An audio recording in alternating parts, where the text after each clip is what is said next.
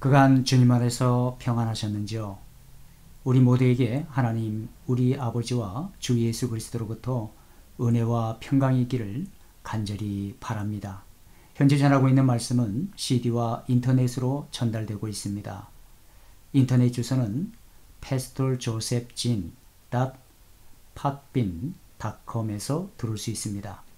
스펠은 josephjin.podbean.com입니다. 하나님의 말씀의 이 복음이 하나님의 능력이 되기를 간절히 바랍니다. 오늘 하나님의 말씀은 창세기 31장 1절에서 24절 말씀입니다. 말씀의 제목은 돌아가라, 내가 너와 함께 있으리라 란 말씀을 전하겠습니다. 하나님의 말씀 읽겠습니다. 1절 말씀 읽겠습니다. 야곱이 들은즉 라반의 아들들의 말이 야곱이 우리 아버지의 소유를 다 빼앗고 우리 아버지의 소유로 인하여 이같이 거부가 되었다 하는지라. 야곱이 라반의 안색을 본즉 자기에게 대하여 전과 같지 아니하더라. 여호와께서 야곱에게 이르시되 내 조상의 땅 내 족속에게로 돌아가라, 내가 너와 함께 있으리라 하신지라. 야곱이 보내어 라헬과 레아를 자기 양떼에 있는 둘로 불러다가 그들에게 이르되 내가 그대들의 아버지의 안색을 본즉 내게 대하여 전과 같지 아니하도다. 그러할지라도 내 아버지의 하나님은 나와 함께 계셨느니라. 그대들도 알거니와 내가 힘을 다하여 그대들의 아버지를 섬겼거늘 그대들의 아버지가 나를 속여 품삯을 10번이나 변역하였느니라. 그러나 하나님이 그를 금하사 나를 해치 못하게 하셨으며 그가 이르기를 점 있는 것이 내 싹이 되리라 하면 온 양떼에 나은 것이 점 있는 것이요 또 얼룩무늬 있는 것이 내 싹이 되리라 하면 온 양떼에 나은 것이 얼룩무늬 있는 것이니 하나님이 이같이 그대들의 아버지의 짐승을 빼앗아 내게 주셨느니라. 그 양떼가 새끼 뵐 때에 내가 꿈에 눈을 들어보니 양떼를 탄 수양은 다 얼룩무늬 있는 것, 점 있는 것, 아름진 것이었더라. 꿈에 하나님의 사자가 내게 말씀하시기를 야곱아 하기로 내가 대답하기를 여기 있나이다 하며 가라사대 내 눈을 들어보라. 양떼를 탄 숫양은 다 얼룩무늬 있는 것, 점 있는 것, 아름진 것이니라. 라반이 내게 행한 모든 것을 내가 보았노라. 나는 베델의 하나님이라. 내가 거기서 기둥에 기름을 붓고 거기서 내게 서원하였으니 지금 일어나 이곳을 떠나서 내 출생지로 돌아가라 하셨느니라. 라헬과 레아가 그에게 대답하여 가로되 우리가 우리 아버지 집에서 무슨 분깃이나 유업이나 있으리요. 아버지가 우리를 팔고 우리의 돈을 다 먹었으니 아버지가 우리를 외인으로 여기는 것이 아닌가. 하나님이 우리 아버지에게서 취하신 재물은 우리와 우리 자식의 것이니 이제 하나님이 당신에게 이르신 일을 다 준행하라. 야곱이 일어나 자식들과 아내들을 약대들에게 태우고 그 얻은 바 모든 짐승과 모든 소유물 곧 그가 밧단 아람에서 얻은 짐승을 이끌고 가나안 땅에 있는 그 아비 이삭에게로 가려 할세. 때에 라반이 양털을 깎으러 갔으므로 라헬은 그 아비의 드라빔을 도적질하고 야곱은 거취를 아람 사람 라반에게 구하지 않고 가만히 떠났더라. 그가 그 모든 소유를 이끌고 강을 건너 길르앗산을 향하여 도망한 지 3일 만에 야곱이 도망한 것이 라반에게 들린지라. 라반이 그 형제를 거느리고 7일 길을 쫓아가 길르앗산에서 그에게 미쳤더니 밤에 하나님이 아람 사람 라반에게 현몽하여 가라사대 너는 삼가 야곱에게 선악간 말하지 말라 하셨더라. 아멘. 지난 시간은 야곱의 12아들의 출생에 대하여 언급하고 있으며 아울러 야곱의 재산이 증가된 사실을 밝혀주고 있습니다. 이러한 본장의 내용은 일찍이 야곱에게 허락된 이삭의 축복이 본격적으로 성취되어 가고 있음을 보여줍니다. 이로써 야곱은 약속의 땅 가나안으로 들어갈 준비를 갖추게 되었으며 오늘 본문 31장에서는 가나안으로 귀향하는 여정에 오르게 됩니다. 이러한 본장의 내용과 문맥을 본장의 중심 사상이 하나님의 예언과 축복이 성취된다는 사실을 밝히려 하는 데 있음을 보여주고 있습니다.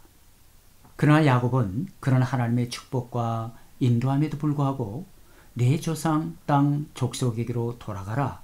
내가 너와 함께 있으리라. 라는 하나님의 약속을 까맣게 잊어버리고 여전히 세상의 욕망과 두려움으로 헛된 것을 추구하여 고단한 인생의 20년의 긴 여정을 뒤로하고 또 도망을 갑니다.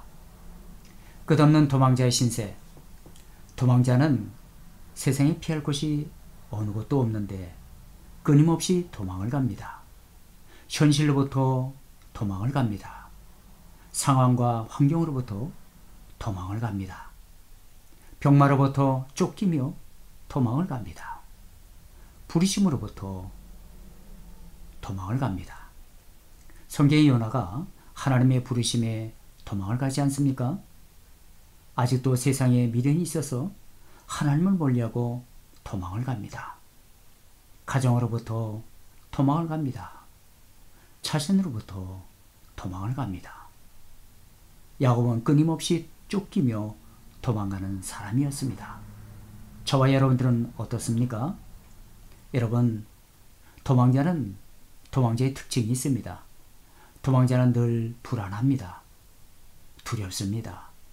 외롭습니다. 언제나 우울합니다. 고단한 인생을 삽니다. 마치 바다 한가운데 떠있는 방향 잃은 표류와 같은 배와 같습니다. 그런 야곱에게 주님은 나타나셔서 말씀하십니다. 내 조상, 내 족속에게로 돌아가라고 말씀하십니다. 인간의 행복은 도망가는 자가 아니라 하나님께 돌아가는 삶인 줄 믿습니다. 하나님을 떠난 모든 것은 허공에서 바람을 잡으려고 하는 것과 같이 무의미합니다. 그렇습니다. 우리의 삶은 언제나 예수님께 연결되어 있어야 할 줄 믿습니다. 오래전 레미 제라블이라는 뮤지컬 영화를 감명있게 본 적이 있어 함께 나누려고 합니다. 가난으로 인해 누나의 조카들의 굶주리게 되고 또 굶게 되자 그들을 위해 빵을 훔치게 됩니다. 그런데 걸려서 5년형을 받은 그런 사람이 바로 장발장이라는 사람이 있었습니다. 그는 구형 도중 시도한 4번의 탈옥으로 인해 19년을 살다가 형기를 마치고 세상에 나오게 됩니다. 그러나 완전한 석방이 아닌 가석방이 되어 어느 곳에 가도 받아주는 곳이 없었습니다. 그의 전과 기록으로 인해 그는 돈이 있어도 여관에서 받아주지 않는 처지에 놓이게 되었으며 일을 하고 싶어도 거절을 당합니다. 결국 그는 세상의 냉정한 현실을 받아들이며 세상을 증오하며 저주합니다. 그러던 중 한 수도원 앞에 잠을 취하려고 하는 그에게 한 수도원 주교가 다가와서 이렇게 말을 합니다. 형제여, 들어오게. 지친 자여, 바람이 참 차갑다네. 우리의 삶은 험난하지만 가진 것을 함께 나누면 되는 것이지. 활기를 찾게 해줄 포도주와 기운을 내게 해줄 빵도 있다네. 침대에 누워 아침까지 푹 쉬게나. 고통과 부담감은 모두 잊고서 라고 말을 합니다. 장발장은 세상으로부터 멸시와 천대를 받다가 미래일 주위의 도움으로 그 수도원에 머물게 됩니다.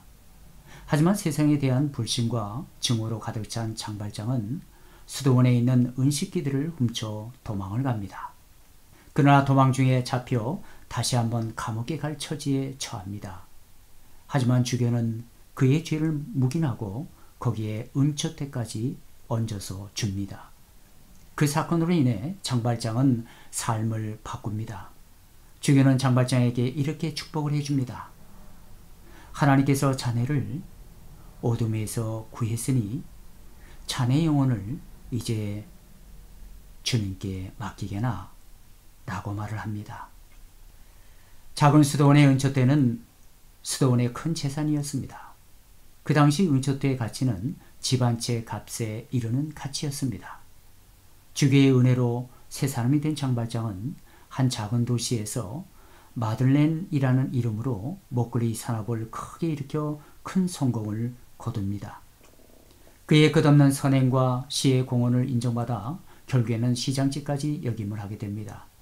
그러던 중 그를 쫓던 자베르라고 하는 사복 형사가 그 도시로 정근을 오게 됩니다. 그리고 시장인 장발장과 가까이 하면서 그의 정체를 조금씩 의심을 하며 그의 뒤를 밟습니다. 장발장은 그의 추적에 또다시 도망을 가게 됩니다. 한편 장발장의 공장에서 다른 사람들의 시기와 질투로 억울한 이유를 쫓겨난 팡티라는 여자가 있었습니다. 그녀는 공장에서 쫓겨나 나갈 곳이 없어 결국에는 사창가로 나갑니다.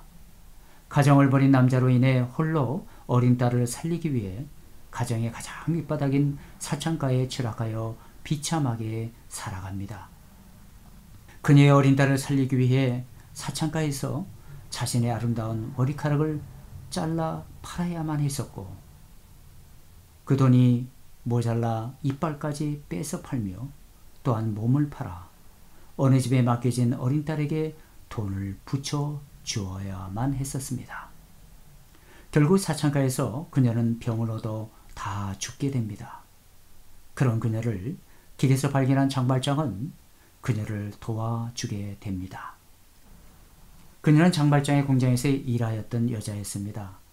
장발장은 자신이 집에서 일하던 여종업원을 지켜주지 못했다는 죄책감으로 그녀와 약속을 합니다. 그녀의 딸을 맡아 자신이 키우겠다고. 그녀는 장발장에게 자신의 딸인 코제트를 부탁한다고 말한 뒤 세상을 떠나고 맙니다. 그녀의 딸인 코제트와 함께 파리에서 새로운 생활을 시작한 장발장은 점차 마음의 평안을 얻으며 새로운 삶을 시작합니다. 하지만 보잘것없는 차림새에도 선행을 행하던 그의 모습은 주위의 관심을 끌게 되었고 결국 자신을 쫓던 경관 자베르가 그의 정체를 눈치채게 됩니다. 하지만 장발장 또한 이러한 낌새를 느끼고 한밤중에 서둘러서 또 쫓기며 도망을 갑니다. 쫓기는 중에 그를 평생 힘들게 했던 쫓았던 경관 자베르를 죽일 수 있는 기회가 있었음에도 불구하고 장발장은 처음 수도원의 주교님으로부터 국류를 받은 자로서 그를 용서합니다. 그리고 또 도망을 갑니다. 끊임없는 도망자의 삶, 장발장의 일생의 삶은 늘 불안한 두려운 삶이었습니다. 그렇게 세월이 흘러 양녀로 키운 딸이 성장하여 한 청년을 사랑하게 됩니다. 장발장은 쫓기는 가운데서도 양녀인 코제트를 사랑하는 청년과 맺어주고 장발장은 처음 하나님의 사랑을 알았던 수도원으로 들어가 마지막 인생을 마감합니다. 그곳에서 장발장은 마지막 유언에서 양녀인 코제트에게 이렇게 유언의 편지를 남깁니다. 사랑하는 딸 코제트, 아빠는 아빠를 힘들게 한 세상을 증오하며 살았던 삶이었단다. 그런 내가 한 수도원에서 하나님의 사랑을 알게 되었고 그 사랑에 빚진 자로서 하나님의 사랑을 베풀며 살게 되었단다. 그런 가운데 너를 만나 왜 살아야 하는지 목적을 알게 되었고 그 받은 사랑을 갚을 수 있어 참 행복했단다. 그는 그렇게 마지막 유언을 딸에게 남긴 후 세상을 떠납니다. 세상을 떠나기 전 장발장은 자신을 향해 이렇게 외칩니다. 나는 누구인가? Who am I? 나는 누구인가? 나는 하나님의 사랑받기 위해 태어난 존귀한 존재라는 것을, 이제 사랑을 입은 자로서 그 사랑을 쫓기는 가운데서도 베풀며 나눌 수 있어 진정 행복했다고 고백하며 숨을 거둡니다. 그 영혼이 주님 앞으로 가는 길에 코제트의 어머니 팡티가 나타나 이렇게 노래를 합니다. 고단한 인생, 이제 당신의 영혼을 주님의 손에 맡기세요. 내 손을 잡아요. 우리 함께 가요. 당신을 결박하지 않는 곳으로 모든 슬픔은 뒤로 남긴 채 주의 자비에 당신을 맡기세요 라고 노래합니다. 그때 장발장은 그의 마지막 숨이 다할 때 이렇게 고백을 합니다. 주여, 나의 모든 죄를 사하시며 잠에서 깰 때에 주의 영광 속에 있게 하소서. 팡티가 다시 노래를 합니다. 네 손을 잡아요 구원의 길로 안내할 테니 내 사랑을 받아요 영원한 하나님의 사랑을. 그러면서 마지막 장면에서 주인공인 장발장과 팡티, 수도원의 주교가 함께 본향으로 가는 길에 이렇게 노래를 합니다. 기억해요. 이 사실을 명심해요. 이 진리를. 타인을 사랑하는 자만이 주를 볼 수 있음을. 이웃을 사랑하는 자만이 주님의 나라에 이룰 수 있다는 것을. 라고 노래를 합니다. 그렇습니다. 타인을 진정 사랑하는 자가 주님의 얼굴을 배울 것이라고 노래합니다.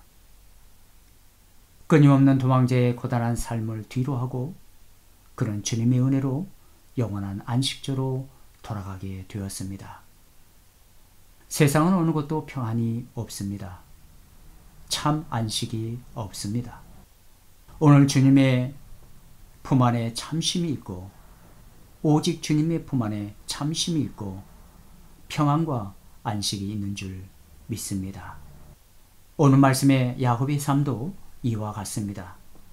속고 속이며 끊임없이 쫓기며 도망해야 하는 고단한 삶 가운데에서도 주님은 끝까지 개입하셔서 그의 고단한 인생의 길을 선한 길로 인도하십니다.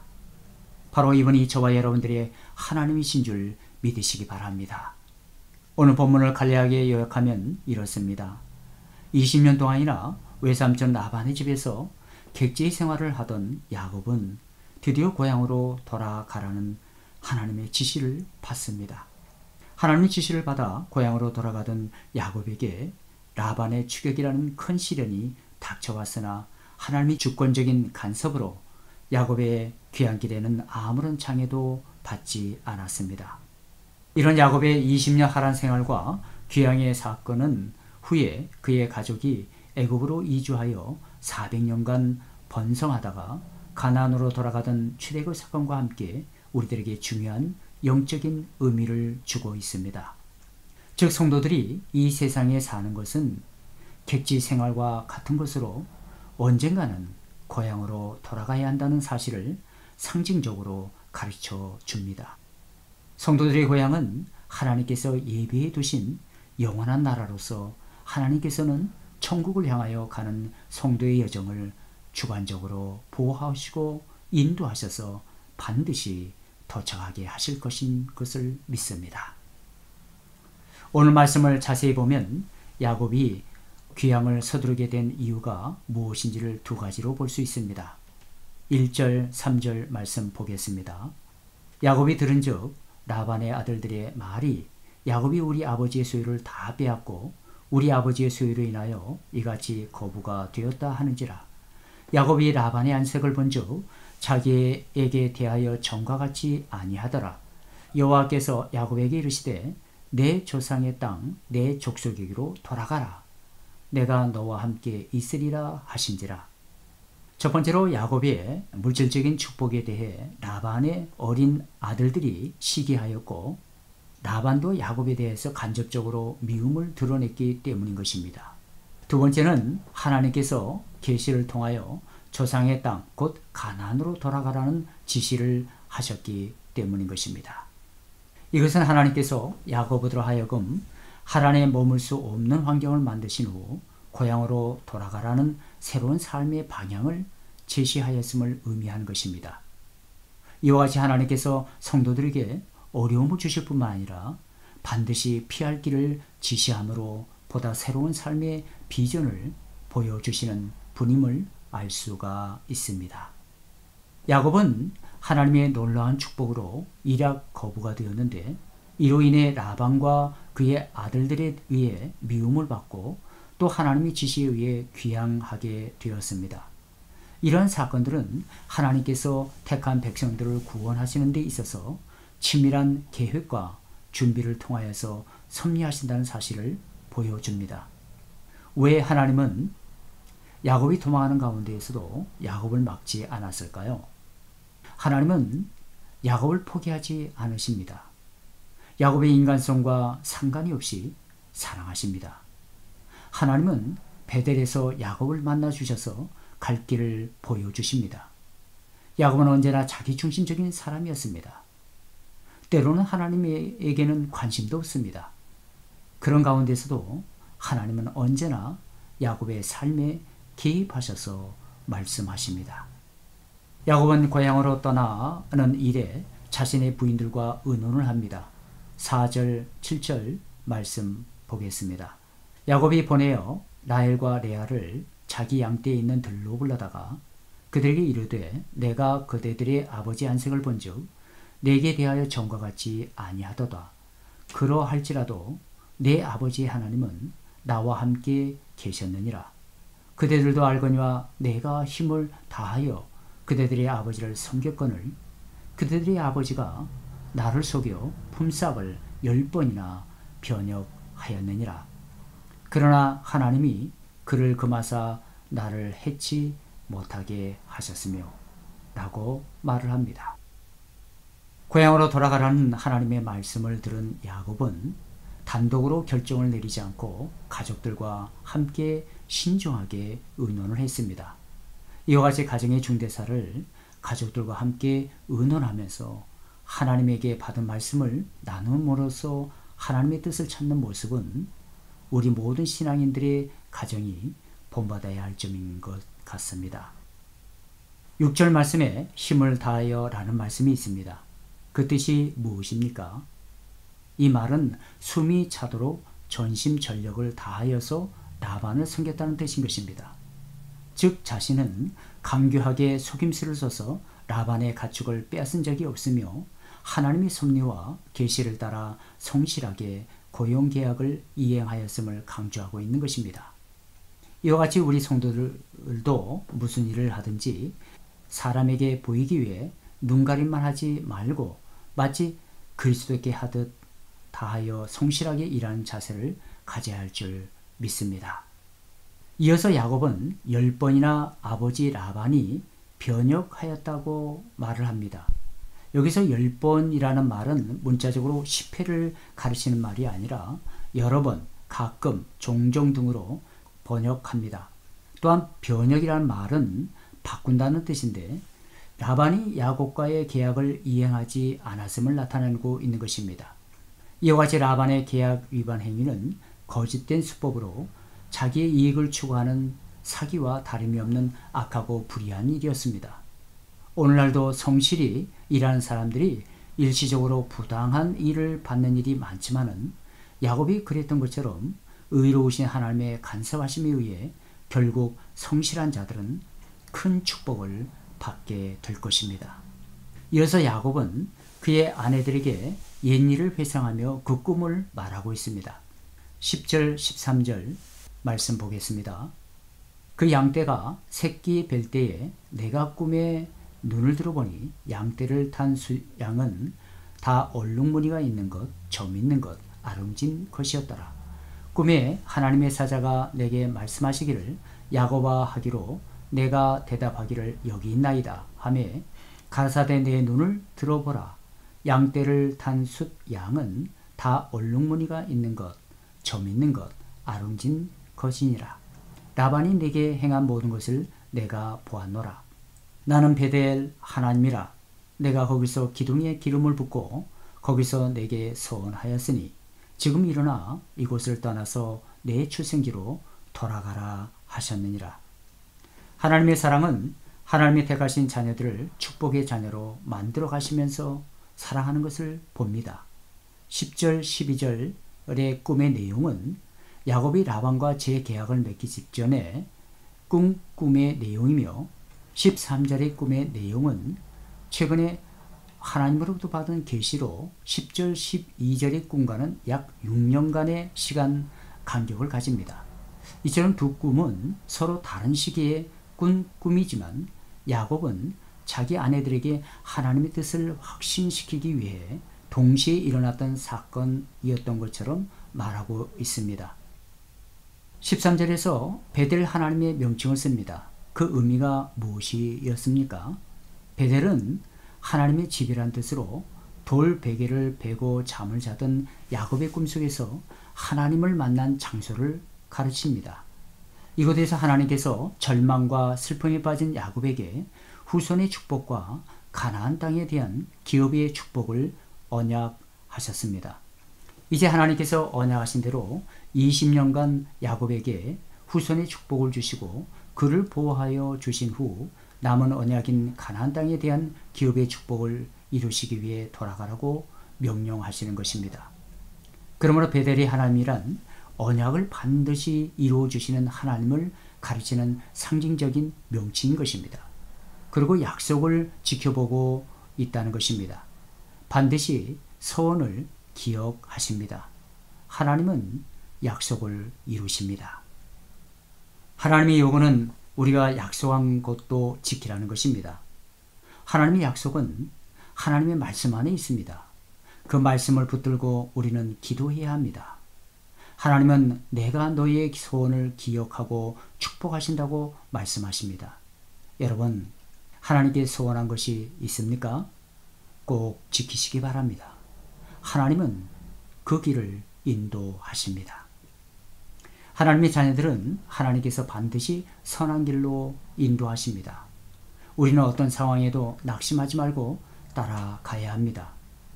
억울한 일을 당한다 할지라도, 손해 나는 일을 당한다 할지라도 오직 주님을 바라보며 가야 합니다.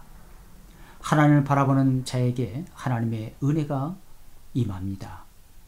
하나님은 왜 야곱에게 은혜를 베푸시는 것입니까?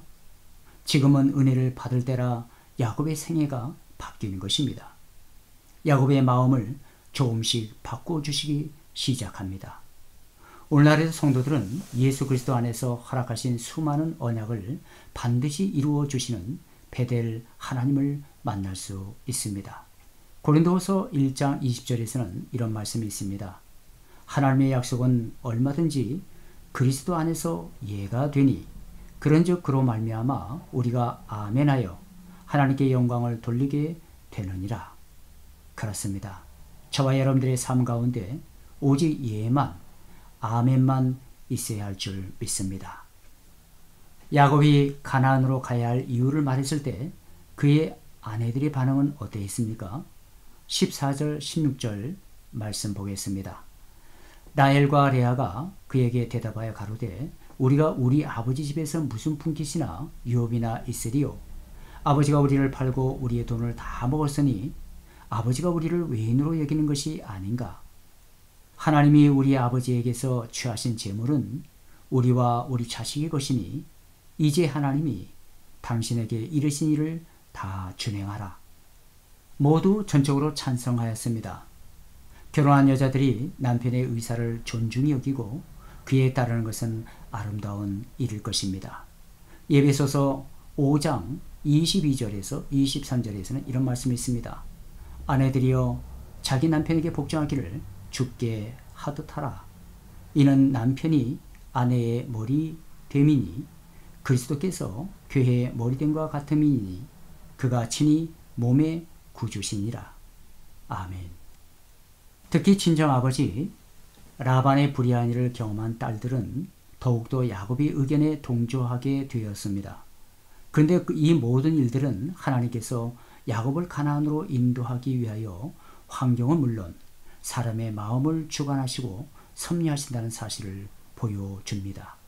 비록 성도가 천국을 향하여 가는 길에 많은 환난과 난관이 있을지라도 하나님께서는 그 모든 것을 극복할 수 있도록 성도를 위하여 사람의 마음까지도 움직이시며 역사하시는 참 좋으신 우리 하나님이신 줄 믿습니다.